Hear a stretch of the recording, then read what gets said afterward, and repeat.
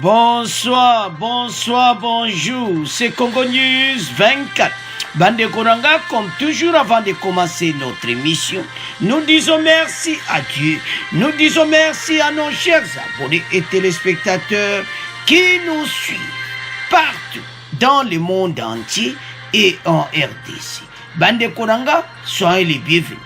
À la une, et Yindi, Senko et SCC ont quitté la plateforme de confession religieuse sur la Sine. Bande Kobango va longwe na bango. Et ça sont mon émission oyo parce que bango ba ça le suma kamba vote il y a présent ce midi. Alors et ça ya kuyinda émission oyo tokoyoka bango pe toko développer ensemble. Deuxième point chez téléspectateurs. Et yindi bandeko ba secret ezaka kobima. Maintenant et comme contrat ya ba chinois bandeko ba mbongo monsieur ezaka kobima na bespèce yango to tcheli bino boko tala yango bandeko. Donc eza son o ba obenga ngo contrat du cycle. Et puis ministre ya union sacrée Guy Loando bandeko e yindi 20% na makambo à Congo hold-up $2 millions. Do yepena donc azo lungwaka. Alors bandeko toko développer ensemble. Alors, chers téléspectateurs, émission na biso bandi. Boyeb sabaninga, tous à l'ensemble na temps oyo, sokozo sola na ye, aux en ligne, Instagram, Facebook, partout place bozali. Yeb sabandeko ete tango koki, oyo to sola masolo na biso ya RDC. Bandeko, ba vérité bimi lelo, nazoye ba tende na ko banda yango. Mais émission zo banda directement avec Basango Bandeko. O balubake yindi, Senko et SCC ont quitté la plateforme de confession religieuse. Bandeko, mote peli. Toloba ke batoyo, e koyela ba ondo Basango pena ba komi na suka ba moni pena ke fachi. Ah, donc beoyo kaka donc baza bloqué choix ezati bakomaka na décision moko église protestant va quitter et puis l'église catholique les lots va publier va quitter bakosangani suna ba confession religieuse te ba raison ba pesi bokoyoka et puis après wana tokoyoka réaction ya nouvel élan ya Fayulu Muzito, Toyoka Bangola Lamuka, Oyo Nini Lamuka Lobi, sur départ Yabasango. Bandeko, eza moto à sa chauffe. La Senko suspend sa participation au sein de la plateforme confession religieuse. Pourquoi ils ont quitté? Ba pesi ba raison belé. Mais surtout tali ba raison ana. Tozo monake problème ezawana ba agenda caché côté mobulu. Donc fachi asilisi bango mayele. Bazoye batenzela nini bakokende. Alors bandeko ba monika ke bakiti. La conférence épiscopale nationale du Congo a annoncé ce lundi 29 novembre la suspension de l'église catholique au sein de la plateforme de confession religieuse pour divergence des doctrines et perception des valeurs éthiques avec certaines confessions religieuses. Balobi baomba longwe po bazomona ke ba doctrine na bango na doctrine ya ba si confession religieuse ezo kende bongo ikene ensemble ti. Bandeko makambo e bandi banda kambonga lelo ne ba doctrine ezo kutana te. Banda so 2000 combien? Banda l'élection banda. Yebango imulunde lekeo. Yanange leki. Malu bakamo banda. Boka ande lelo. Ba doctrine zandenge mokote. Bon. Bande ko eza mobulu. Les évêques ont décidé ainsi au terme de leur session extraordinaire du comité permanent de la Senko. Bamoni ete bakite na bango. Boyebi d'abord l'église protestante balongwa ki na bango. Bango balobi ba okutala makambo wana te ba okipe pe makambo wana te. Église catholique bango ba pesi ba raison. Bande soto tali ba raison yo. Tozo sambela nzambe ka mokoti. Bongo na côté à vote. Bande konanga tolobana na côté à vote pe lisusu soto voter présent c'est une question na ba doctrine. Boso mo anteke mu boulot. Donc l'église de réveil, église armée du Sali, église kimbangiste, l'église wa tout etikali. Donc ba doctrine ezandenge moko teza mu boulot. On va lobby, balonge pono. Mais ce total, parce que babanda kalate. Pourquoi décision ngo yeko zwa? Kaga l'air ba kutani avec Fachi. Parce que ba monike tatoyo. Aye ne kubong sambuka. Bisope to sido loba ki to lingi kadimati. Makambo talo to luka kaga décision mo boye to pe sa raison na biso. De l'autre côté, les SSI, l'église protestante, on peut aller bisoper. Et comme étant tout le raison, bisoper to bendan. Pas de négociation à mon boulot. Donc, la décision va s'en va jouer. Donc, tous autres tal, tous autres mona, awa, ça chauffe. Parce que banda kala. Pourquoi décision wana? Et yé kozwa. Ba yé kozwa ngoka lelo. Ozo mona te bandeko qui y a un problème. Alors, ba congolais message na minota bo pesaka. Il faut boye ba ke message yo kanaka. Et yo kanaka clairement parce que bon monique en tout cas ndenge makambo zoken. Alors bon monique za mo boulot.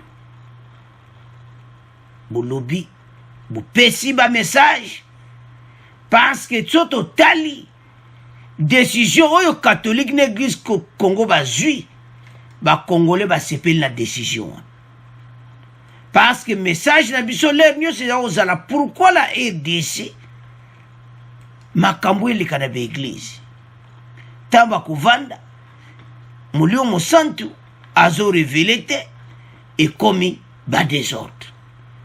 Alors, bango ba une décision moi en tout cas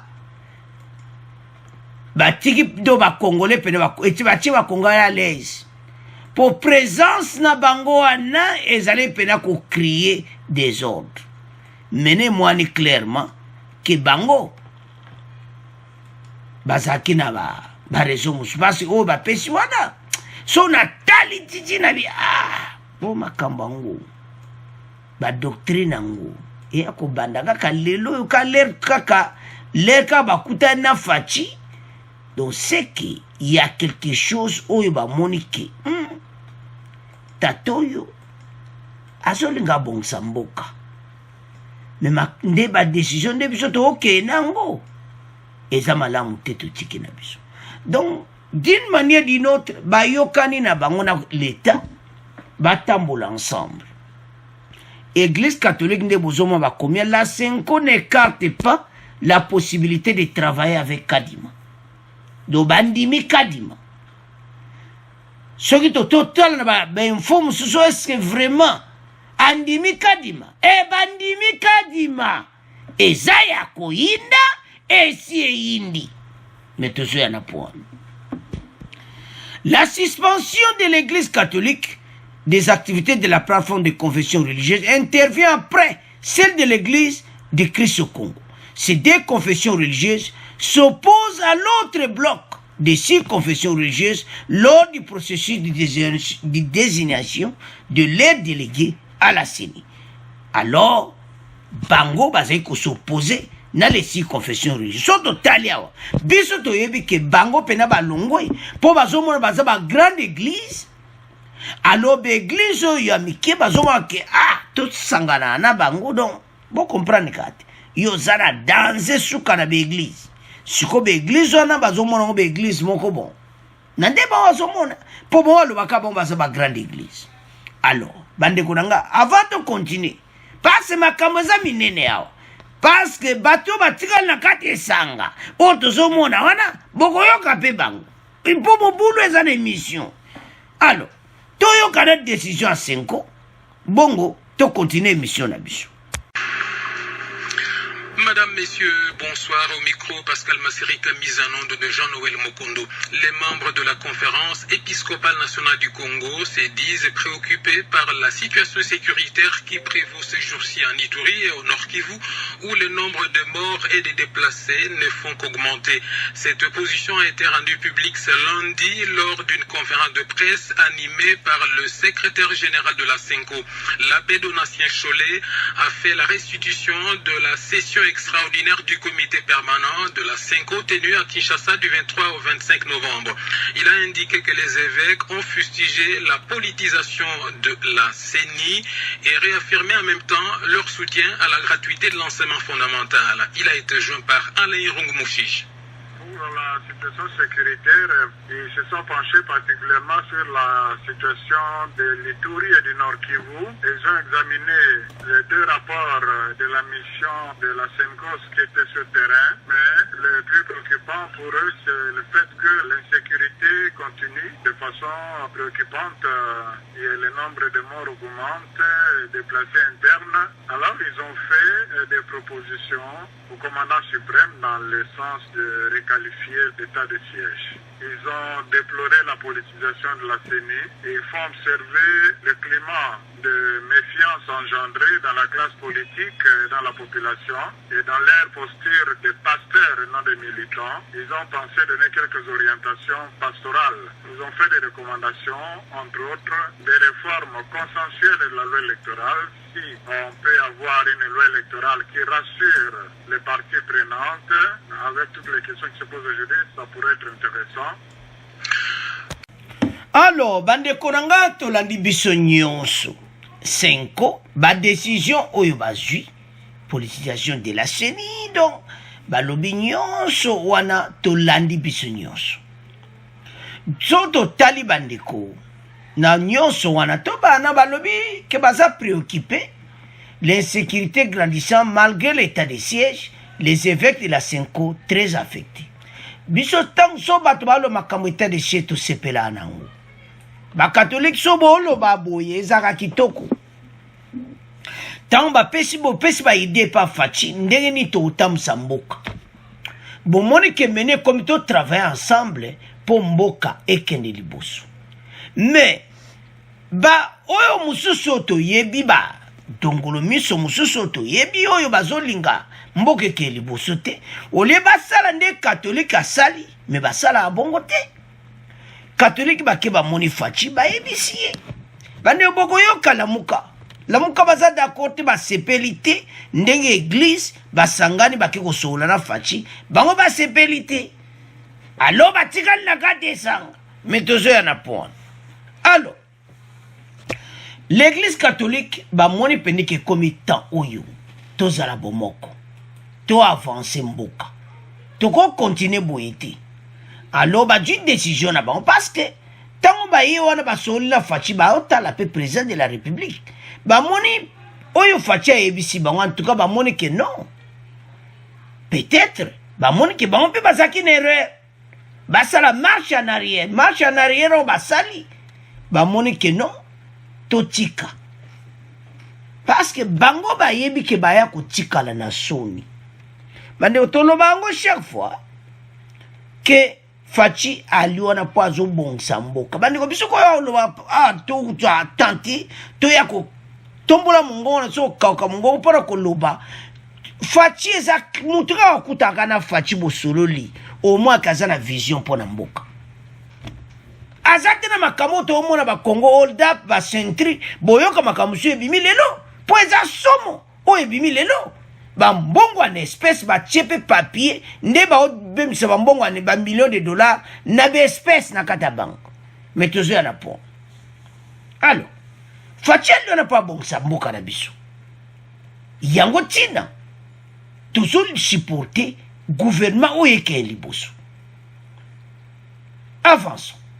Pour les CC la 5 ans, le processus de la désignation des animateurs de la CENI a été miné par la corruption de certains chefs religieux.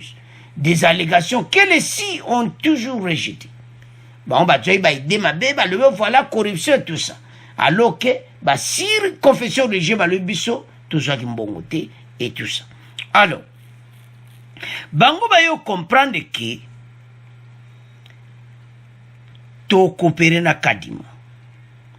Décision bango bazuki ba coopérer na kadima basango bayebi. Bandeko basango ba participer na makambo élection. Baliwana organisme international ba pesa ape mbongo. Pona bango batinda ba délégué na bango na chaque ba bureau à vote. Bon, en 2018 à peu près 40 000. Mais local élection c'est qu'il y a des autres mais tout même bala oyo ba au moins ndeni ba délégué na bomba okena ba bureau à vote ba moi masolo ndeni kolega kito. Donc problème ezali a bandeko.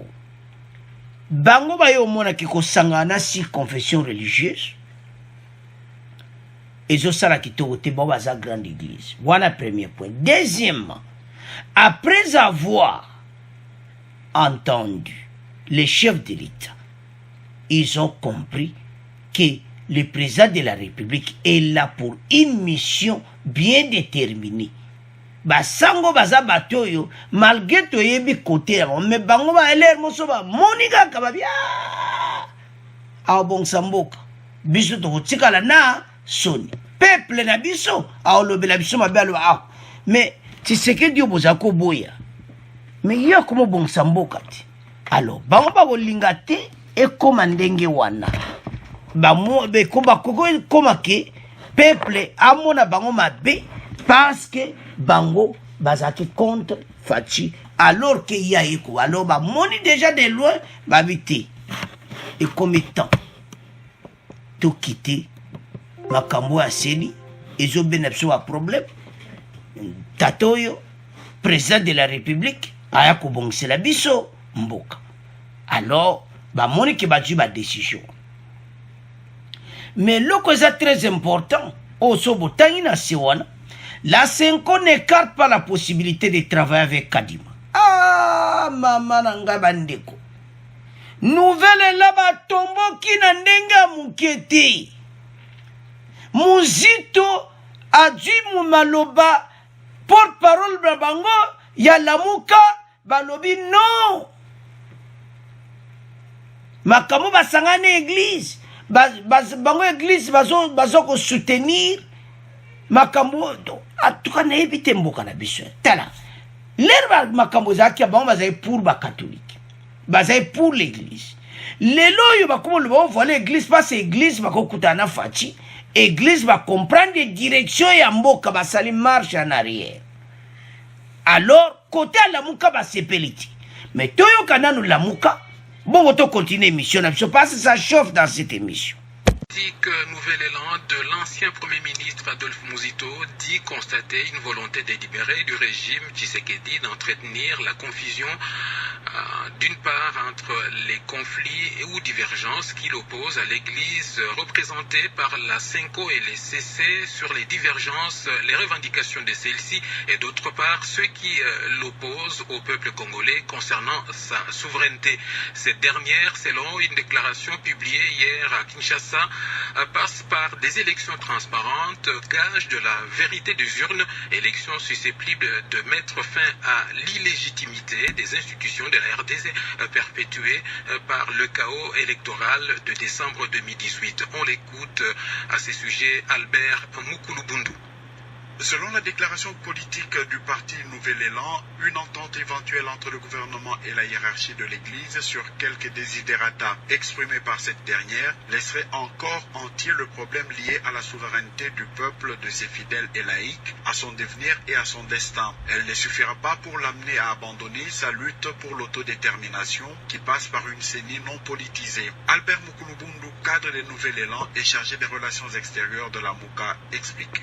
le peuple congolais ne pardonnera pas un deuxième revirement de l'Église après celui de décembre 2018. L'Église doit éviter de porter la responsabilité historique du maintien du régime actuel par une deuxième fraude électorale qui se prépare. Ainsi donc, pour Nouvel Élan, la lutte du peuple pour sa souveraineté ne prendra fin que quand celui-ci aura à la tête du pays des dirigeants choisis par lui-même d'une manière transparente, libre et démocratique dans la paix et la cohésion nationale, conclut la déclaration politique. Alors, Bande Kotolandiwana, la déclaration politique de Lamuka. Pona bango, que Oyo Église Basololina Fachi, donc Ndeka Baoluba, Désirata et tout ça, donc Bango, Balingite, que pe Baoluba Monake, Église Basepeli quelques points. Bayokan na quelques points de Tolanda qui l'Église catholique. Point. Il y a sécurité est parce qu'on go l'ensemble. Makambu élection, ba moniki ba go sola na Kadima, ba go travailler na Kadima.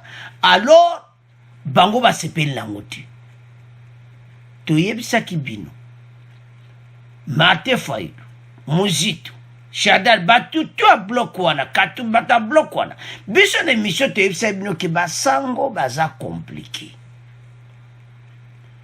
Basango bazala ba norme na bango balandaka bande kotala banana ba norme belebna biblique balandaka makambo ebele bakolinga te likambo ba moni ke ba moni vérité quelque part bakolinga te ba memango bayibi ke sa mabe yango bazwi ba décision oyo balongo na baona na ba plateforme na po ba désordre des ajoutés ba moni ki mokonjo aye na mbalo aye ko bonsamde mboka je crois me fatia talisa ki bang que je suis là pour na bonsamboka na liwana te lokola régime ele kaka oyo ba beni balikonda ba sansale wana nga fachi na ko bonsamboka do ba sango pena ba moni pena détermination fachi babiti to soutenir papa oui. Alors, côté wana bloc, ba fache na ndenga muketo soma ba regard, do ba lumière. Ba sango ba tiki ba ona kati sango. L'église catholique n'a pas complètement tourné le dos à Denis Kadima. Contrairement à l'église du Christ au Congo qui a affirmé ne pas être prête au stade actuel de collaborer avec la nouvelle équipe dirigeante de la Commission électorale nationale indépendante. L'Église catholique, bien qu'opposée à la tête de Kadima, n'exclut pas la possibilité de travailler avec lui. Donc, Bandimi Kadima. Tous à la claire. L'Église catholique Bandimi Kadima. Parce que Bandeko, influence l'Église catholique Banango et l'équipe même y a l'Église protestante. Bazan influence Makasi. Alors, le collaborateur Bandimi Kadima. Et c'est l'église protestante, le bango, mikolo ba mona mweba travailler zati. Mais l'église catholique Bandimi. Alors, c'est ça le problème. Oyo monte peli partout dans les réseaux sociaux. Comment basango Bandimi ko travailler na fachi. Mbozo kamoni. Et kama ko kamo zati. Et c'est parce que bayo qui vérité. Hein? Tozo mona oyo bay de facha nango bande kotala balo baka approcher mutoye bay de loin ko biso jato mona bon bino bata pembeni bozo mona te ba kongola Kinshasa bola mokato comme siko na point na bino parce bino bozana terre botala oyo ewutaki koleka botala oyo to émission à lelo sikoyo bo compare basango bakoza esusu na makambo ya seniti eza ya koyinda esi eyindi bloc Lamuka bato wana tu baza en colère comment basango bakite basango bakoma coopérer na fachi oh bosolota bamoni vraiment soloté. Ils ont affaire à un diplomate.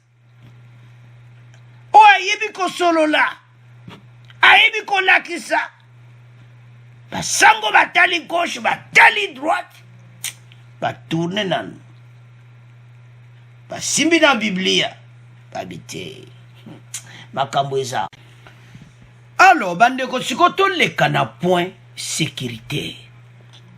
La Senko et la sécurité à l'est balobi ke état de siège bameka kotala ndeni bako changer yango doko bongisa makambo so eza ko avancer te pour bato kaka baza kokufa et tout ça bameka kobongisa. Je crois bien na nouvelle wana to ke directement na point nasi bayoki bamoni penaki parce après kosola na fachi mbala moko na conseil des ministres makamba simba mo décision kui eti armée ougandaise bakita na terre basango ba du courage okino kosola na fachi na makamba sécurité à est bongo bino bovandi kaka après oh voilà comment basango bayoka na fachi bakeko tuna makamba est et l'autre linga kangwana mais bino jamais bloc wana ndenge bomona bango na se wana bango kuna bazati bango kaka élection ba poste et tout ça.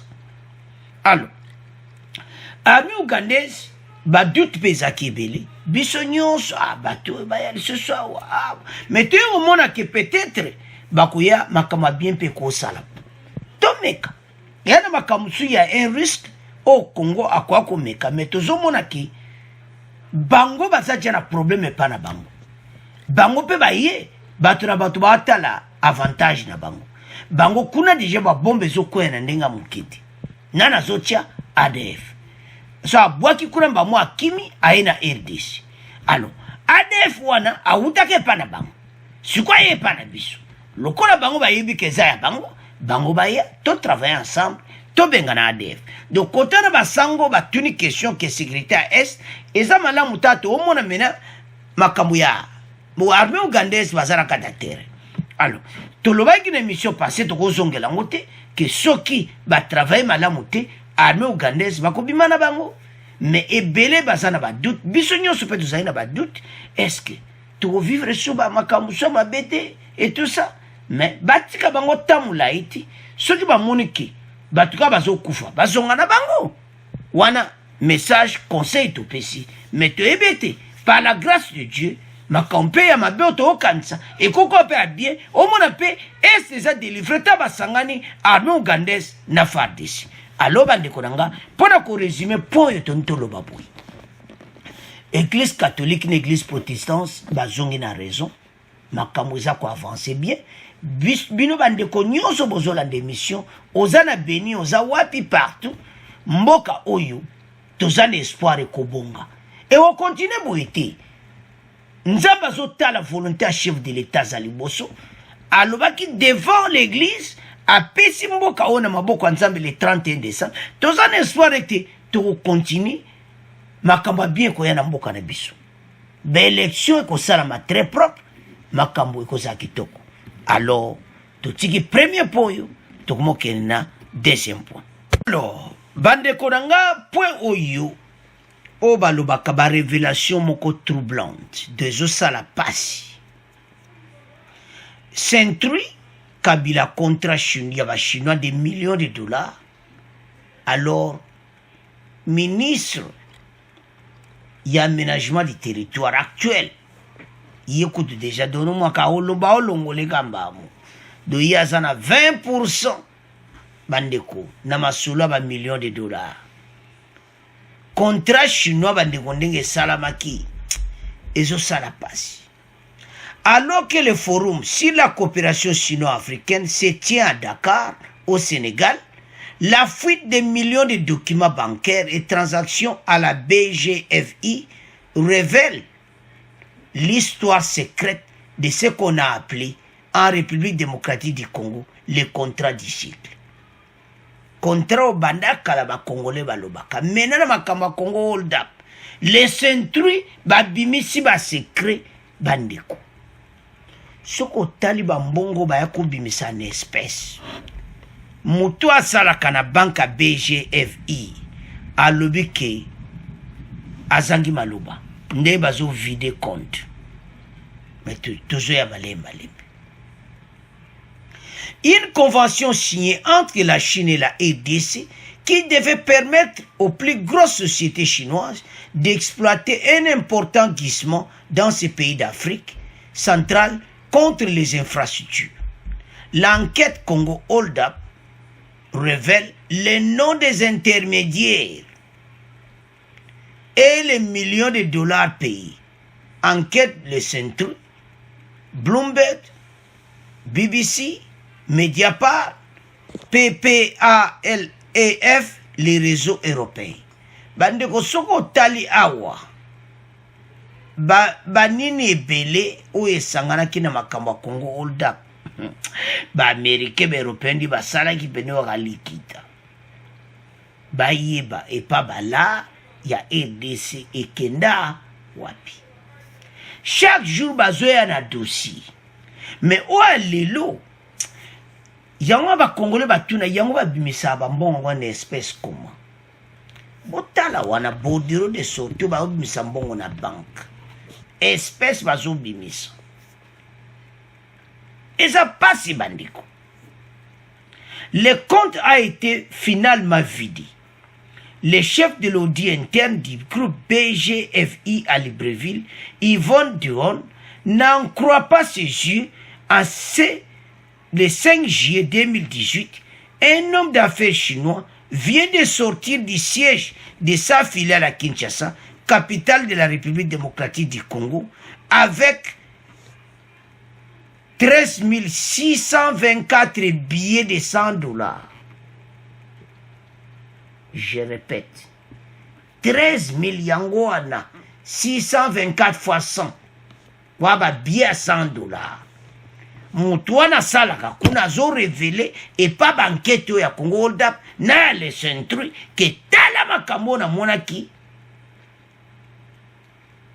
Mawa, 10 001 billets de $50. 43 000 petits billets américains. 43 000, wana to pesa ba $5, ba $10. Anzambe nangai, motema passe. Malgré les instructions explicites interdisant ces retraits, montant total emporté en petites et grosses coupures, plus de 2,5 millions. À l'objet, je manque les mots, répond une de ses collègues le lendemain. Donc, à Tali Yvonne wana, Tali ndenge bae ba pendi ba mbongo ebimi, en espèce, na mokolo 2,5 millions de $, na mokolo. Et puis, compte eza vidi.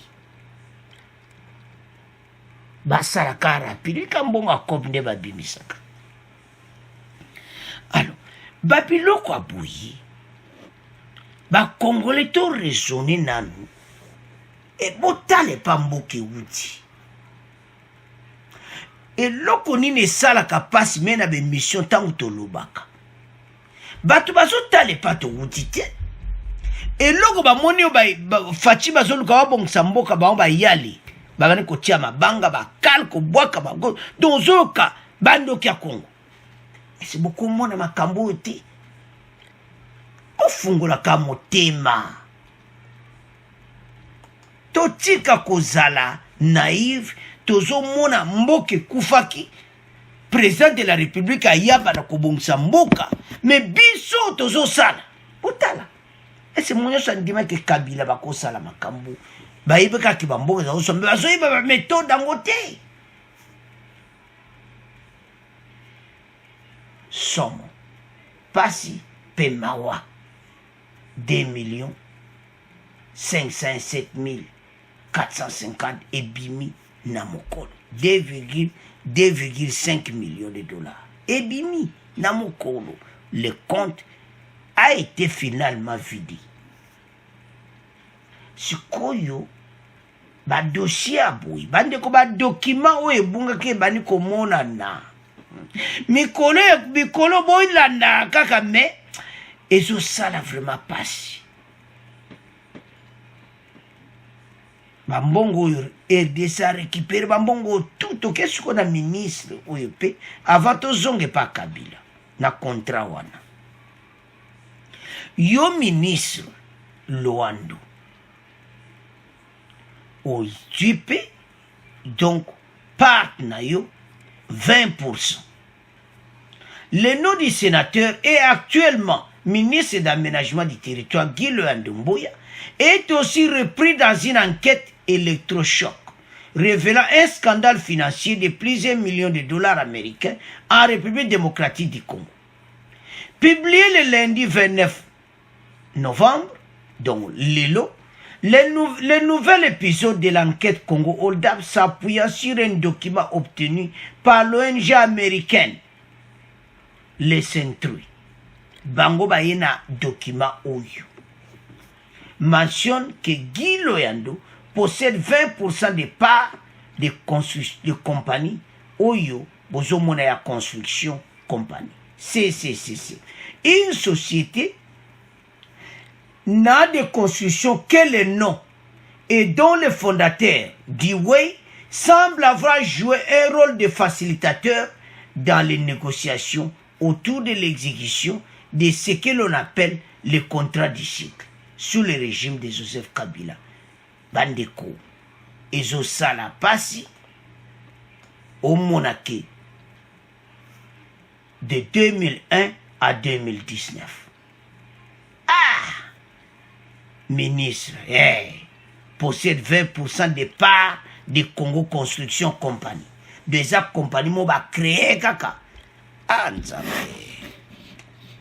et ça existe. Maintenant, il y a des way au moins compagnie sino-congolaise ou des mines. Bandeko, non. Ba contrat na ba chinois. Ils ont ça la passe bandeko. Ba montagne ya minene oyo ebimi do mboka oyo toyeka kosalela bango ya nzambe alingi RDC soki bato bazalaka na pouvoir tokotikala pene yoka pauvre ya génération na génération po bango pena kuna bazali kokipe biso te nzambe oyo eza un grand problème. L'enquête Congo Hold-up révèle aujourd'hui le rôle de CCC dans l'exécution de ces contrats. Elle révèle aussi environ 65 millions de dollars ont transité 2018, dont 41 millions ont été retirés en espèces, lit-on dans ces rapports. Botala, entre janvier 2013 et 2018, 41 millions de dollars ont été retirés en espèces. Comment 41 millions de dollars? 2,5 millions. Lobby, 2,5 millions.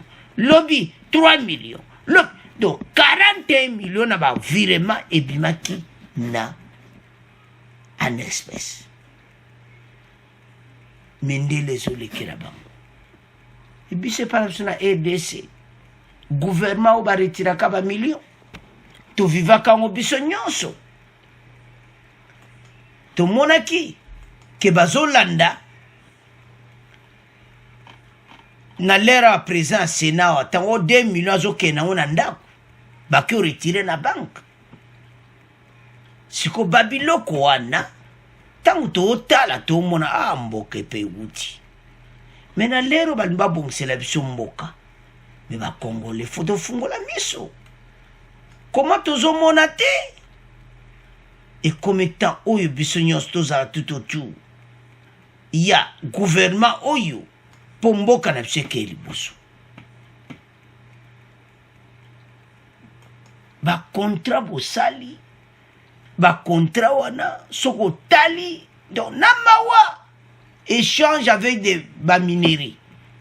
Ba compagnie nyonso zo mona wana compagnie wana sinon congolais c'est belé na RDC pour na contrat wana alors bandeko donc surtout otala makambo oyo ezo sala participement mboka RDC ko continuer te ba sala bo alors ministre oyo ndeka ke bimi lelo ministre lobi azolongwa aza dignité à cause de la ministre na RDCT pour déjà oiseau participer à la fraude hein? À cause de la jamais sous ministre de l'administration du territoire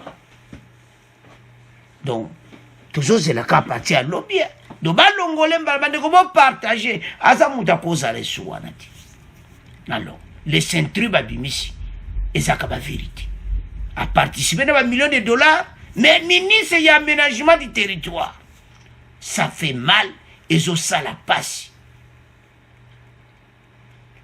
au sommet on a bien que ça bien orchestré bien arrangé bon à aider ça mais tout ça mboka oyo nzambe pa otika bisubuiti bande ko tozala chaque jour na les passe ba documents ebele de millions so ba millions de documents mayuya bazo lukisa moko wana to latimino moko lobi lisusu bozala kaka doa bozala tozala wana passe to ko tia lisusu donc kata to ozongo kambala moto lekisi passe za ya koinda les centuries abimisi tous les secrets des millions de documents chaque jour le banakobima bon mona commande va détruire mboka na biso alors bande kunangai c'est à ce point de comment clôturer mission na biso bon abonner massivement bon partager au revoir à la prochaine.